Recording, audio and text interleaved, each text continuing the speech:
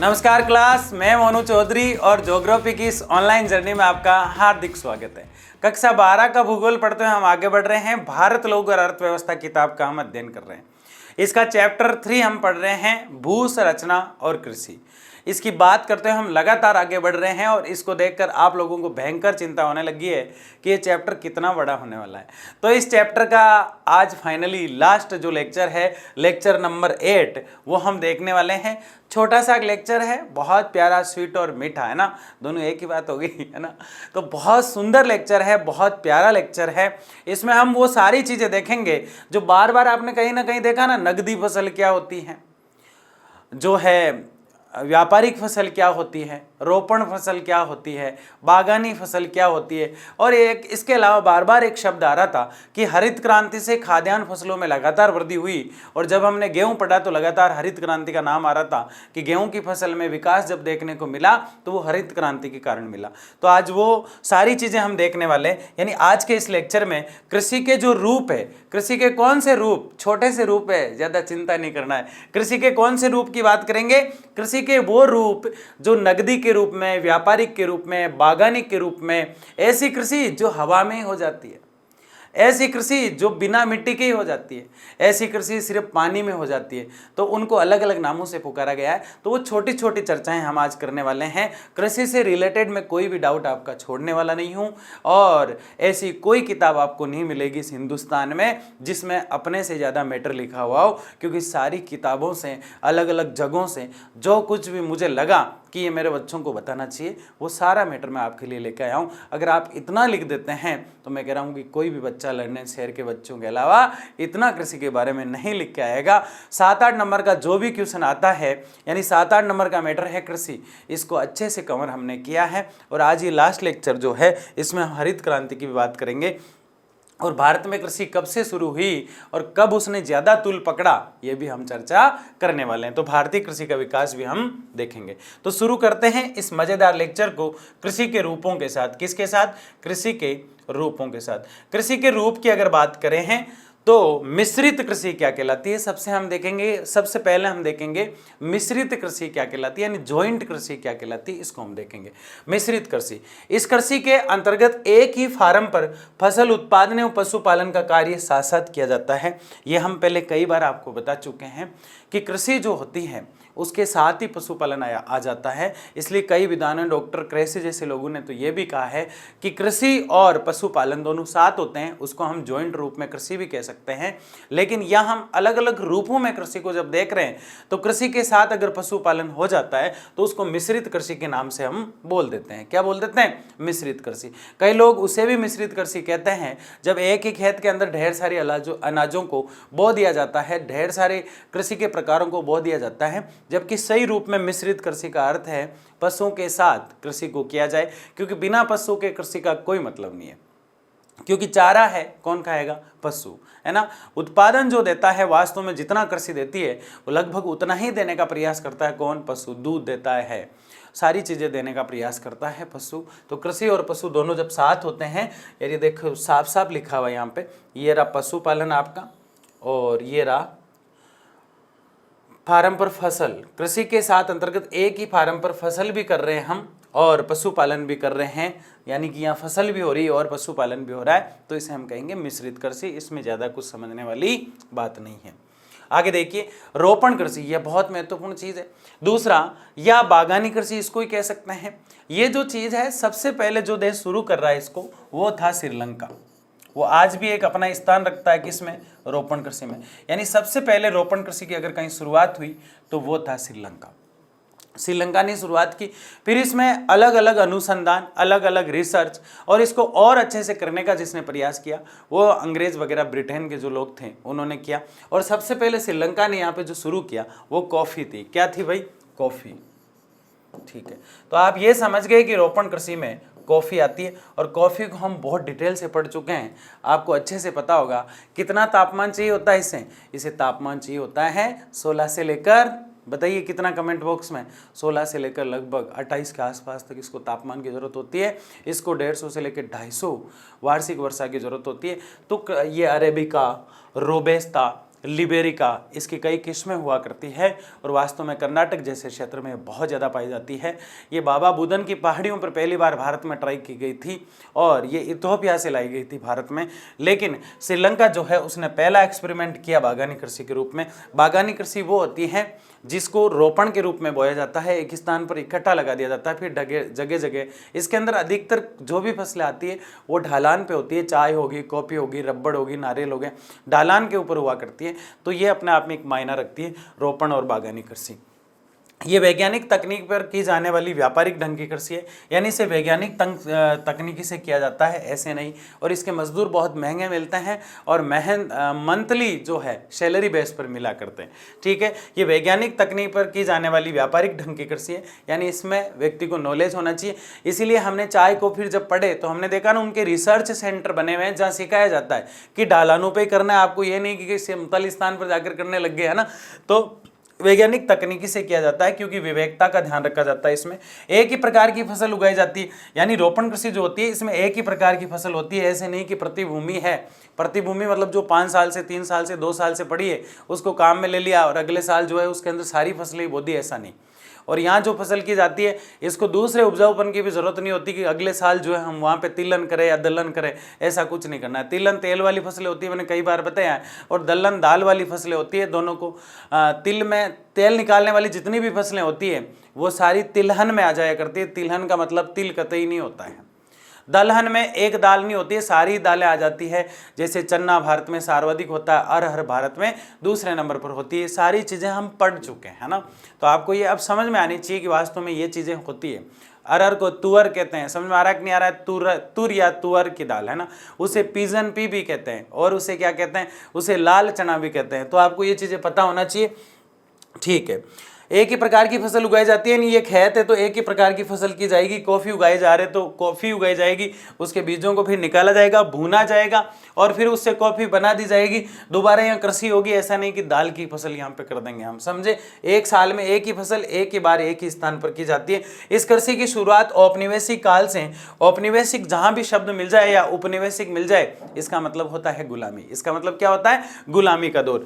तो इस कृषि की शुरुआत औपनिवेशिक काल में यानी गुलामी के दौर में हो चुकी थी और यूरोपीय भूस्वामित्व द्वारा की गई थी। यानी यूरोप के जो लोग थे वो भारत में यह शुरू कर रहे हैं। सबसे पहले विश्व में श्रीलंका शुरू कर रहा है, कोई डाउट नहीं इसमें, वो कॉफी की शुरुआत कर रहा है। लेकिन भारत में जो है वो यूरोप के जो लोग आए वो शुरुआत कर रहे हैं। वास्को डी गामा मसाला लेके गया था, कोई शुरुआत करके नहीं गया था, है ना। लेकिन यूरोपीय आए, बहुत सी चीजें हमें देके भी गए और भारत जो सोने की चिड़िया था उसको पीतल का चिड़ा बना के छोड़ गया, है ना।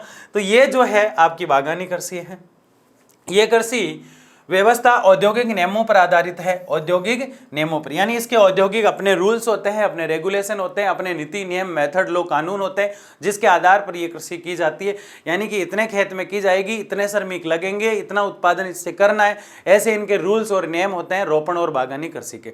दूसरा, औपनिवेशिक काल का मतलब है गुलामी का दौर। औपनिवेशिक काल का मतलब क्या है? गुलामी का दौर। दोनों चीजों का आप ध्यान रखें। औद्योगिक नियम मतलब उस कृषि के कुछ नियम होते हैं, जब तक वो उद्योग में दोबारा जो बीज है, जैसे कॉफी, उसके बीज उद्योग में रोस्ट होकर बनने के लिए जाएंगे, उससे पहले के जो नियम होते हैं वो उस कृषि से रिलेटेड नियम होते हैं। तो उन्हें औद्योगिक नियमों से हम परे समझते हुए औद्योगिक रूप में तैयार करने के लिए उन्हें हम समझा करते हैं और फिर इस कृषि को किया जाता है, जिसे हम रोपण कृषि या बागानी कृषि कह रहे हैं। यानी बाग होते हैं, हरे भरे बाग होते हैं। औपनिवेशिक का मतलब होता है गुलामी और औद्योगिक का मतलब होता है फैक्ट्री। इसमें श्रमिक मासिक वेतन पाते हैं, मैंने आपको पहले ही बताया। इसमें जो मजदूर होते हैं, श्रमिक मतलब मजदूर जो होते हैं, उनकी सैलरी रहती है, 1 महीने की इतनी रहेगी, 2 महीने की इतनी रहेगी। सुबह उठते हैं 8 बजे चले जाते हैं, शाम को 5 बजे आ जाते हैं। उस प्रकार से काम इनका बना रहता है। ऐसे नहीं कि दहाड़ी मजदूरी जिसे हम कहते हैं कि महीने के अंदर 5 दिन चले गए, 10 दिन चले गए, फिर घर बैठे हैं। इस प्रकार की मौसमी बेरोजगारी यहाँ नहीं होती है, क्योंकि मंथली काम मिल जाया करता है, इसलिए मंथली बेस पर काम करते हैं। इसीलिए लिखा गया है इसमें श्रमिक मासिक वेतन पाते हैं तथा औद्योगिक श्रमिकों की भांति सुविधाएं पाते हैं। प्रमुख रोपण फसलों की अगर बात करें तो चाय आ जाती है। कहवा जो है वो कॉफी का हिंदी नाम है, कॉफी नाम क्या है? इंग्लिश नेम है, ठीक है ना। रबड़, कोको, केला, मसाला, गन्ना, नारियल, पक्का याद रख ले, ये सारी रोपण कृषि हैं। ये सारी क्या है? जैसे यहाँ पे कोई अलग फसल बोल दूं, जैसे कपास बोल दूं तो व्यापारिक फसल होगी। जैसे मैं नकदी फसल भी ढेर सारी होती है। तो अलग अलग फसलों के अलग अलग रूप हुआ करते हैं। तो चाय आ जाती है इसके अंदर, कहवा आ जाती है, रबड़ आ जाता है, कोको आ जाता है, केला आ जाता है, मसाला आ जाता है, गन्ना आ जाता है, नारियल आ जाता है। नारियल पक्का याद रखें आप, क्योंकि कई एग्जाम में पूछा जाता है ना। मैंने शुरू में कहा था नारियल बताऊंगा आपको, तो रोपण कृषि है। क्या है नारियल? रोपण कृषि है, बागानी कृषि है। ठीक है, आगे देखिए नकदी फसल। नकदी फसल में मैंने अभी कुछ देर पहले बात की, जैसे कि नकदी फसल की बात करें तो देखो कपास आ गई नकदी में, जिससे कैश पैसा कमाया जाता है, जिसको बागों में उगाया जाता है या फिर रोप कर उगाया जाता है, वो रोपण और बागानी है। उसके अंदर चाय, कॉफी, रबड़, नारियल जैसी चीजें आती है। नकदी जिससे सीधा पैसा ही कमाया जाता है। गन्ना इसमें भी आता है, गन्ना उसमें भी आ रहा था। तंबाकू आ जाती है। तंबाकू कहां से आई भारत में? पहली बार पुर्तगाल से आई। कहां से आई? पुर्तगाल से। अब आप कहेंगे सर आप तो डायरेक्ट नीचे वाली स्लाइड को पढ़ाने लग गए, तो मैं ऊपर से शुरू कर देता हूं, है ना। नकदी फसल की बात हम कर रहे हैं, जिससे कैश कमाया जाता है, जिससे सिर्फ पैसा कमाने का उद्देश्य होता है, जिसे आर्थिक, जिसका उद्देश्य क्या है? सिर्फ और सिर्फ आर्थिक। जिसका उद्देश्य क्या है? सिर्फ और सिर्फ आर्थिक। नकदी फसल के अंतर्गत उन व्यापारिक फसलों को सम्मिलित किया जाता है। किसको किया जाता है? उत्पादन कृषक। नकदी फसल के अंतर्गत उन व्यापारिक फसलों को सम्मिलित किया जाता है जिसका उद्देश्य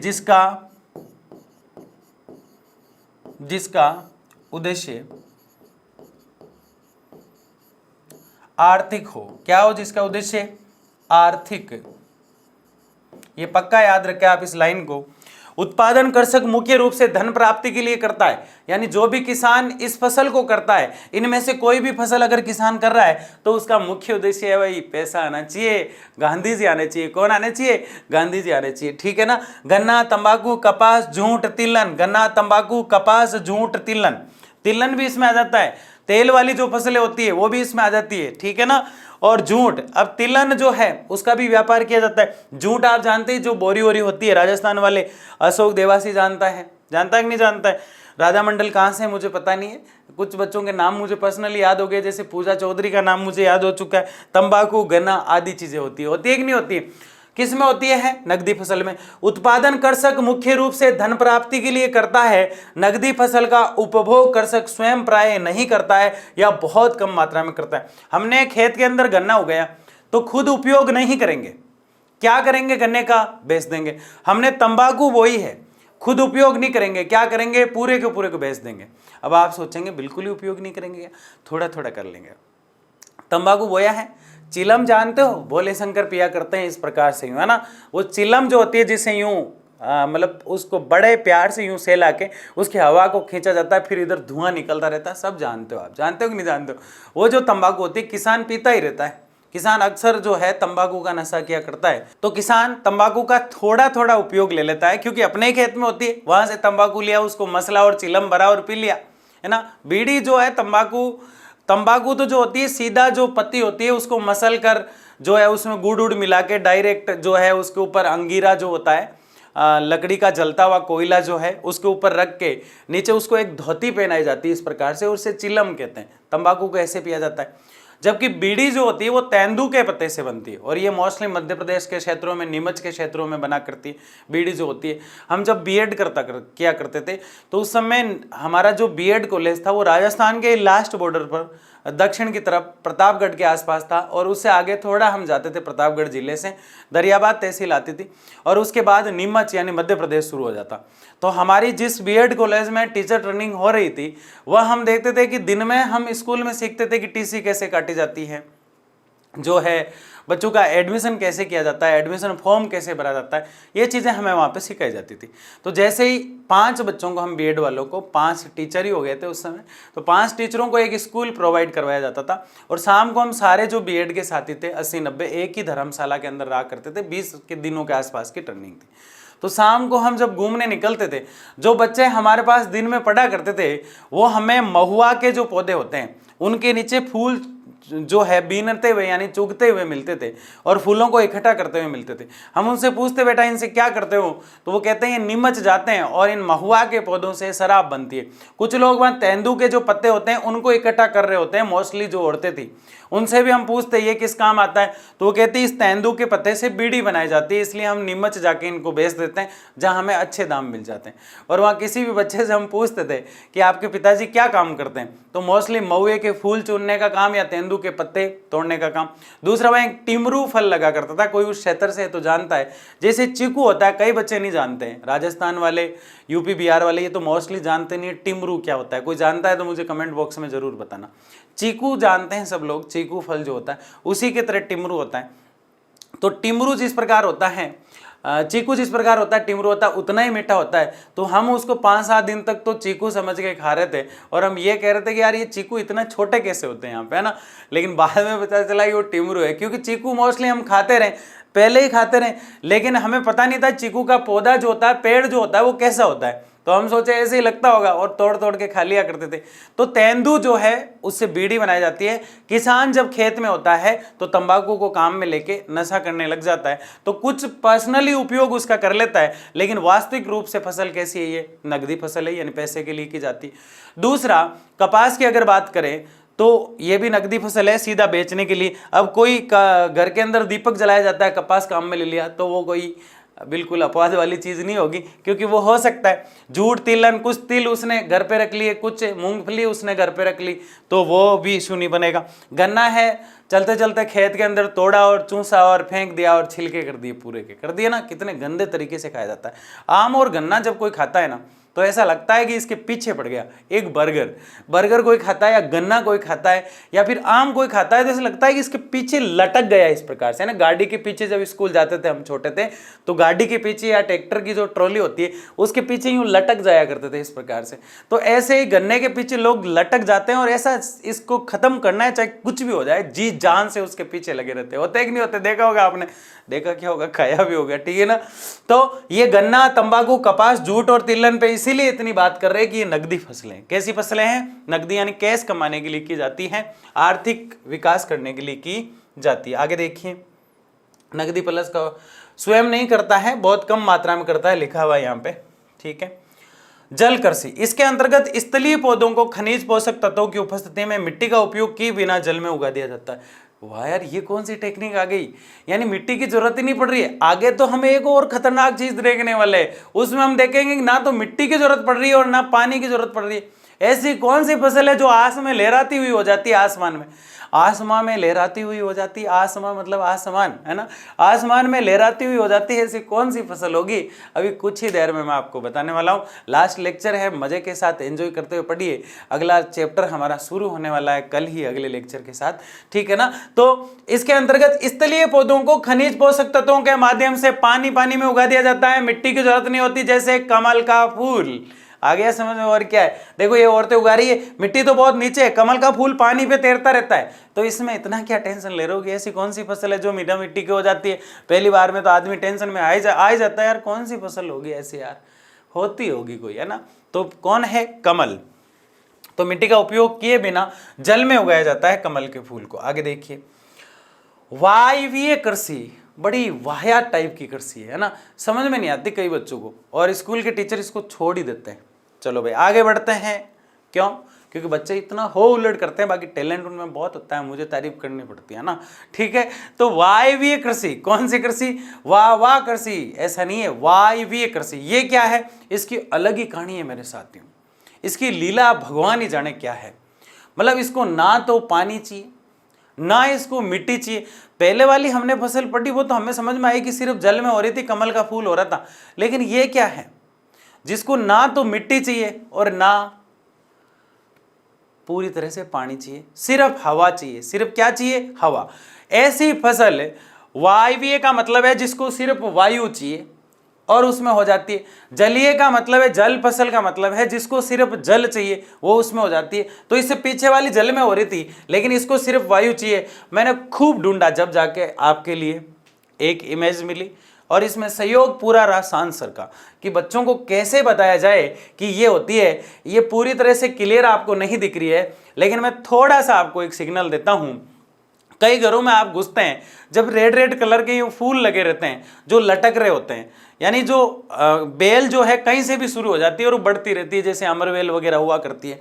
तो बेल जो होती है वो बढ़ती जाती है, उसको फिर क्या चाहिए? सिर्फ हवा चाहिए, पानी वानी उसको कुछ भी नहीं चाहिए। ऐसी बेल भी आपने कहीं देखी होगी। कई जगह हम देखते हैं कि जो चिड़िया का घोंसला होता है उसके आसपास भी बेल लटकना शुरू कर देती है। हम देखते हैं कि यार इसका कोई ना मिट्टी है ना कुछ है। कंकेड़े आकर, अगर आप जानते हैं, राजस्थान वाले बच्चे समझते हैं, कंकेड़े करेले की तरह ही खट्टे खट्टे से होते हैं। करेला काफी बड़ा होता है, कंकेड़ा उससे छोटा होता है, ठीक है ना। नीम की जो निम्बोली होती है उससे तो बड़ा होता है और करेले से छोटा होता है और उनका जैसा ही कड़वा होता है।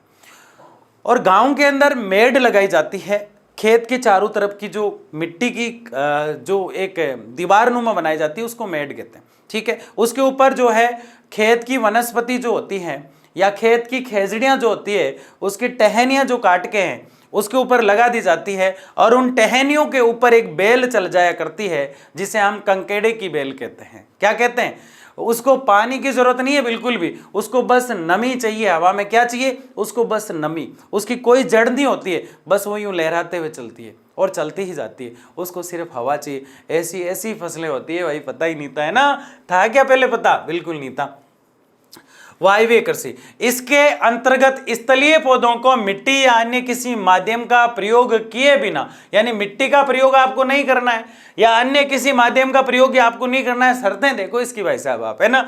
बिना वायु या नमी शुद्ध वातावरण, बिना वायु या नमी शुद्ध वातावरण में उगाया जाता है। इस पद्धति के तहत पौधे की निचली तना एवं जड़ों के ऊपर पोषक तत्वों से युक्त जल का फुहारा दिया जाता है। फुहारा कैसे दिया जाता है? अब आप सोचेंगे कि जो बाढ़ है, बाढ़ कहते हैं उसको, क्या कहते हैं? जो वनस्पति की टहनियों की सूखी हुई से बनाया जाता है मेड़ के ऊपर, उसके ऊपर अगर कंकेड़े की फसल लगी हुई है तो उसको ना कुछ भी नहीं चाहिए, उसको एक शुद्ध हवा का रूप चाहिए जिसमें नमी हो। क्या उसमें? या नमी युक्त वातावरण लिखा हुआ है। देखो बिना वायु, उसको वायु नहीं चाहिए लेकिन क्या चाहिए? नमी युक्त क्लाइमेट चाहिए, उसको जलवायु चाहिए। इस बात को पक्का समझना आप, नहीं तो कंफ्यूजन क्रिएट हो जाएगा। यहां पे मैं क्या कह रहा हूं, ऐसी फसल जो पानी के अंदर उग जाती है वो जलीय फसल थी, उसको हम पढ़ चुके हैं। लेकिन यहां जो फसल हम पढ़ रहे हैं वायवीय फसल है, तो उसका नाम अगर हम वायु बता रहे हैं, जबकि यहां लिख रहे हैं कि बिना वायु के हो रही है, यानी वायु उसको नहीं चाहिए। उसको जिंदा रहने के लिए ना तो ज्यादा वायु चाहिए, उसको ना मिट्टी चाहिए, ना उसको तापमान चाहिए,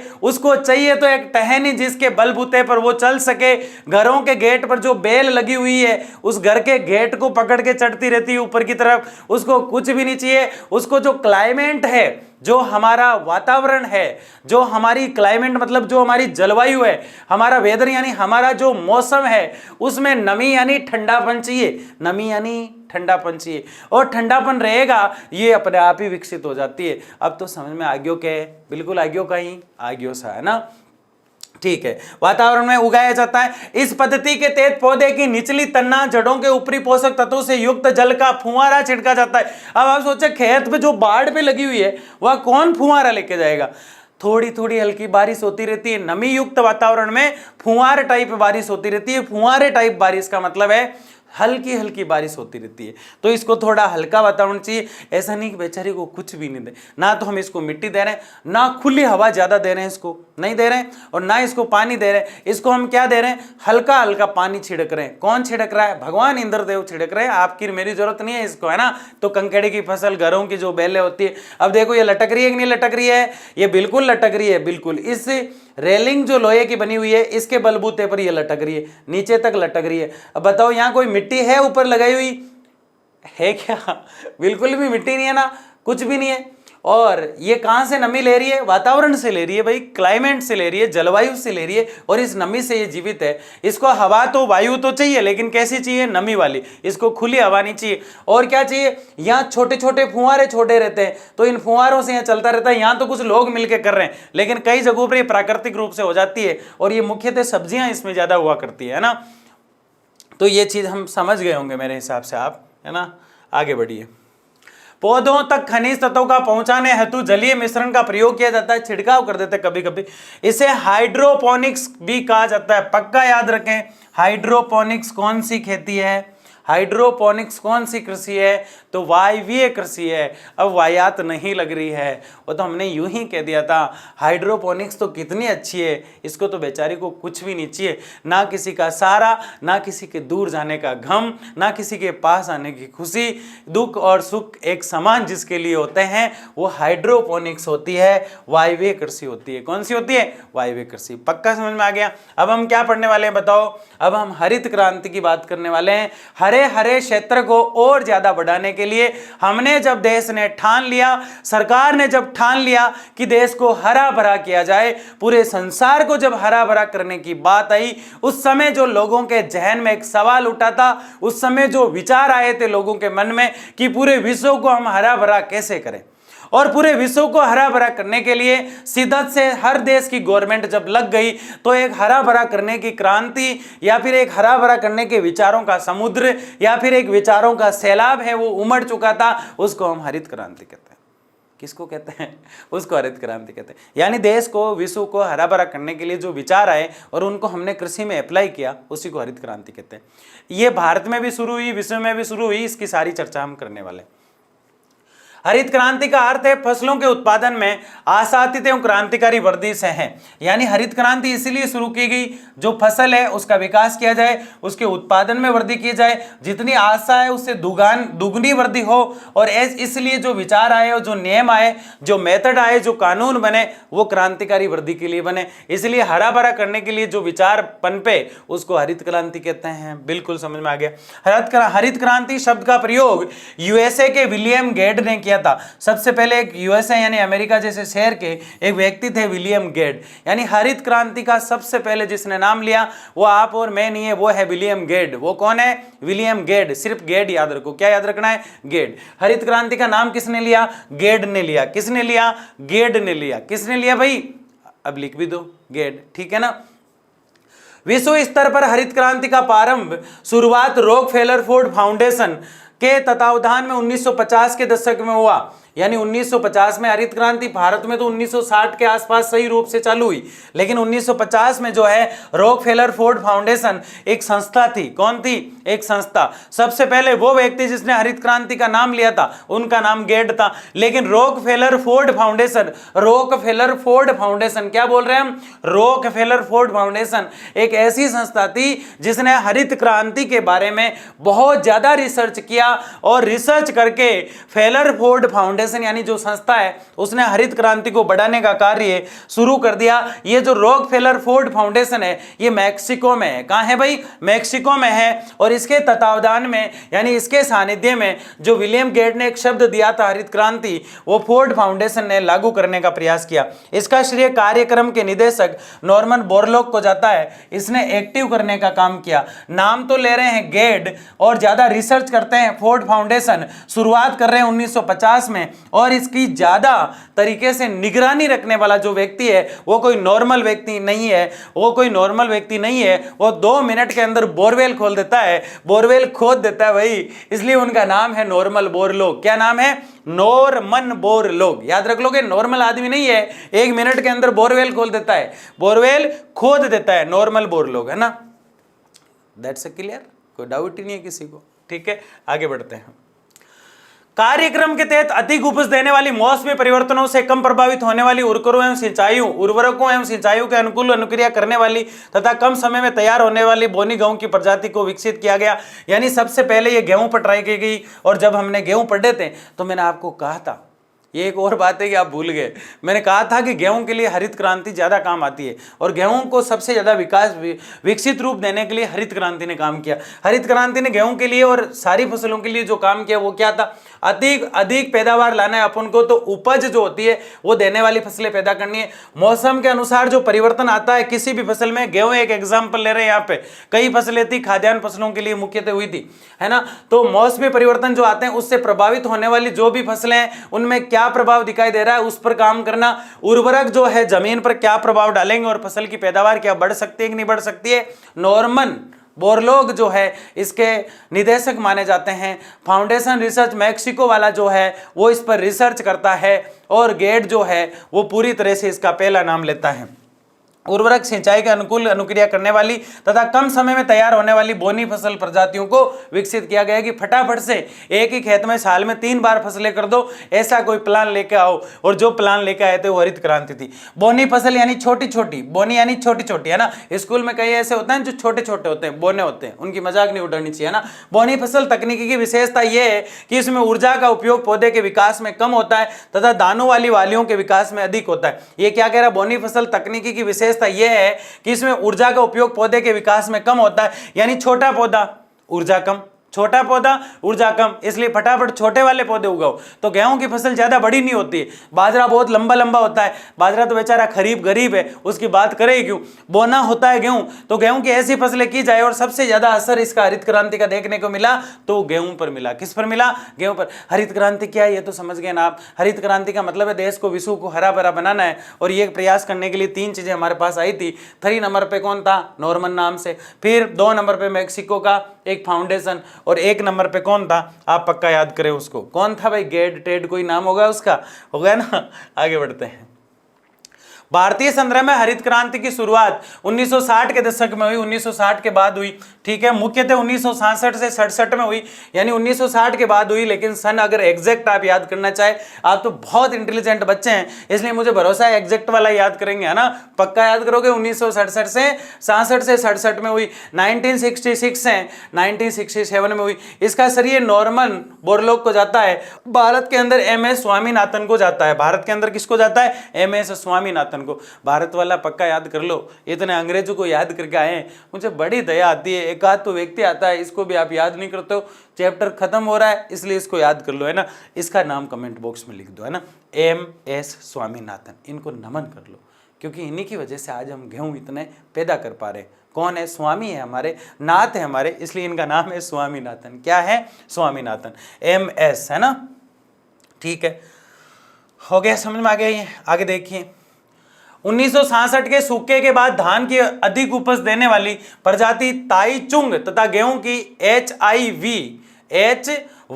है ना, HYV प्रजाति लेरेमा रोजो सोनारा 64 के बीजों का आयात किया गया। यानी चीन से जो है हम ताईचुंग लाए और गेहूं की भी कई प्रजातियां लेके आए, जैसे लेरेमा है, रोजो है, सोनारा 64 के बीजों का हमने आयात किया, यानी भारत में मंगवाया। ये किसकी फसलें आई है, ठीक है ना, अधिक उपज देने वाली ताईचुंग तथा गेहूं की भी फसलें लेरेमा रोजो सोनारा 64, लेरेमा रोजो सोनारा 64 गेहूं की फसलें, इनका आयात किया ताकि फसलें अच्छी कर पाए। क्योंकि सबसे ज्यादा हरित क्रांति का प्रभाव हम एक बार फिर बता रहे हैं गेहूं के लिए हुआ। मक्का, जवार एवं बाजरा की HYV प्रजाति देश में विकसित की गई। इन्हें सिंचाई संपन्न क्षेत्रों में बोया गया, जिससे उपज में आशातीत वृद्धि हुई। इस प्रकार भारतीय कृषि की हरित क्रांति की शुरुआत हुई। हरित क्रांति ने यह कहा कि एक देश में अगर ज्यादा कोई फसल हो रही है और उसके गुण, उस देश की मिट्टी के गुण किसी और देश से मिल रहे हैं, तो वो फसल वहां पैदा क्यों नहीं की जा रही है। और इसके लिए जो मंथन शुरू हुआ उसी को हम हरित क्रांति कहते हैं। अभी भी कोई ऐसा बच्चा जिसको हरित क्रांति समझ में नहीं आई हो, कोई है क्या, है ना, नहीं है। पढ़ते तो वैसे ही नहीं हो, नहीं पढ़ते हो क्या, पढ़ते हो, ऐसी बात नहीं है, पढ़ते हो, मुझे पता है। कुछ बच्चे बहुत अच्छे पढ़ते हैं, जैसे लेक्चर आता है मैं तुरंत देख लेता हूँ कितने बच्चे एक्टिव है, और आधे बच्चों के तुरंत कमेंट आ जाते हैं। और हमारे पास तो एक ही माध्यम होता है कि कमेंट के माध्यम से आपसे जुड़ पाते हैं, और कोई हमारे पास माध्यम है नहीं कि आपसे कभी रूबरू हो पाए। कभी जूम मीटिंग करेंगे, आपसे देखेंगे आपके चेहरे और समझेंगे कि चेहरे से तो ये लगेगा कि पढ़ने वाला, और फिर सवाल क्वेश्चन आपसे पुटअप करेंगे, जब पता चल जाएगा। करना चाहिए जूम मीटिंग आपसे, टॉक हिम जो है वो आपसे होनी चाहिए कि नहीं होनी चाहिए, बहुत जल्द करेंगे, है ना। लाइव वार्ता जब संडे को हमारी होती है, जब हम जो बोलते हैं वो तो आप सुनते हैं, लेकिन आप लोग कैसे पढ़ पा रहे हो और आपके मन में क्या डाउट्स चल रहे हैं, इस पर भी हम जल्दी ही चर्चा करेंगे। क्योंकि हमारा सिलेबस जो है वो बुलेट ट्रेन की तरह, एक्सप्रेस हाईवे की तरह बढ़ा जा रहा है, और हम बहुत तेजी से चल रहे हैं। वादा है कोई भी डाउट इस बार हम नहीं छोड़ेंगे। बाकी पढ़ना आपका काम है, हमारी तरफ से हम कोई भी कमी नहीं छोड़ेंगे, है ना, ठीक है। उपज आशातीत होती है, ये हम देख चुके हैं। आगे देखिए, भारत कृषि विकास, ये लास्ट स्लाइड है, इसके बाद सब जो है सो जाइएगा, है ना। रात को लेक्चर देखते हो, 7 बजे कौन सोता है ना, 7 बजे लेक्चर आया, 8 बज रहे होंगे लगभग, तो फिर उसके बाद खाना वाना खा के सोओगे, मुझे पता है। 2 या 3 लेक्चर देख के तुम सो जाते हो, आपका काम हो जाएगा, चिंता मत करो। भारतीय कृषि विकास की बात हम कर रहे हैं। किसकी बात कर रहे हैं, भारतीय कृषि विकास की बात कर रहे हैं। भारत में कृषि के विकास की अगर बात करें तो भारत में कृषि जो है वो सिंधु घाटी सभ्यता से ही शुरू हो गई थी। सिंधु घाटी सभ्यता से शुरुआत। भारत में कृषि का विकास कब से हुआ? सिंधु घाटी सभ्यता से ही है, से शुरुआत, क्योंकि वहां से हमें पता चलता है, उससे पहले तो कोई इतिहास ही पता नहीं चलता। शुरुआत सिंधु घाटी सभ्यता का समय क्या है? सिंधु घाटी सभ्यता का समय है 2750 ईस्वी पूर्व से 1750 ईस्वी पूर्व। ठीक है, ईसा मसीह से पहले का समय ईस्वी पूर्व कहलाता है और बाद का ईस्वी कहलाता है। तो ये सिंधु घाटी के समय से ही शुरू हो चुकी थी कृषि भारत में। उसके बाद इसमें ज़्यादा उछाल देखने को मिला 1960 के दशक में। आप 1966 से 67 भी बोल सकते हो। 1960 के बाद कृषि विकास अधिक हुआ।